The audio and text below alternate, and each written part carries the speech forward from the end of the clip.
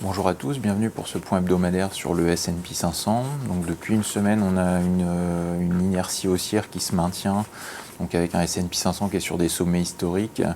En termes de soutien, donc on a notamment eu la Grèce là en fin de semaine avec donc l'accord qui a été trouvé vendredi soir. Également donc sur le dossier grec, on a le gouvernement qui a transmis là ce matin sa feuille de route à l'Eurogroupe. Donc ça contribue à maintenir une certaine inertie haussière sur le marché. On suivra cet après-midi d'ailleurs, pour revenir donc là sur la partie plus États-Unis, Wall Street, on suivra cet après-midi l'audition de Janet Yellen, donc la présidente de la Fed, devant la commission bancaire du Congrès pour avoir des indices éventuels sur le calendrier de la remontée des taux donc, cette année, avec notamment la question qui sera évoquée sur les créations d'emplois. En fait, on va l'interroger sur l'état de l'emploi US avec les bons chiffres là, ces derniers mois. Donc ça, ce sera vraiment à suivre en termes de perspectives à court terme. D'ici la fin de semaine, sinon on suivra aussi au niveau macroéconomique, les commandes de biens durables jeudi ou encore le PIB du deuxième trimestre vendredi. Donc là, ce sera la deuxième estimation pour ce qui est du PIB du dernier trimestre 2014.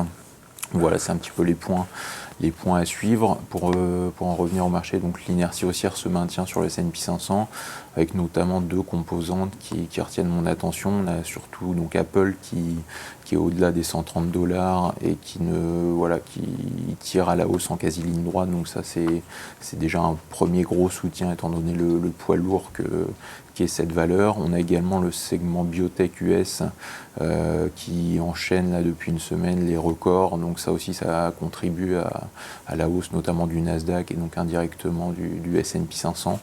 Donc ça, c'est les deux éléments, à mon avis, qu'il faudra suivre pour les premiers essoufflements qui vont être à suivre sur ces deux compartiments pour envisager une consolidation ou pour guetter les signaux d'essoufflement sur le S&P 500. Donc en termes de niveau, les choses n'ont pas évolué là depuis 15 jours, 3 semaines. On a toujours à la hausse le seuil des 2120 points en premier objectif sur le S&P 500.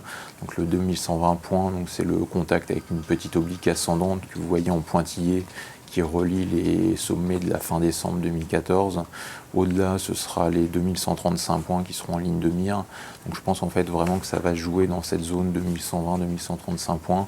Les 2135 points, c'est une cible de Fibonacci en report de l'amplitude du range que vous voyez en zone rosée sur le graphique et dont on est sorti donc par le haut là il y a 15 jours.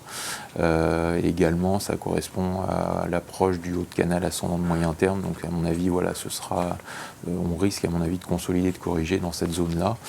À la baisse, donc on surveillera en cas de repli la zone des 2065 points. C'est en fait le haut de range duquel on est sorti. Donc voir si cette ancienne résistance devient support et si on s'appuie dessus pour repartir de l'avant. Voilà, bonne semaine à tous et à mardi prochain.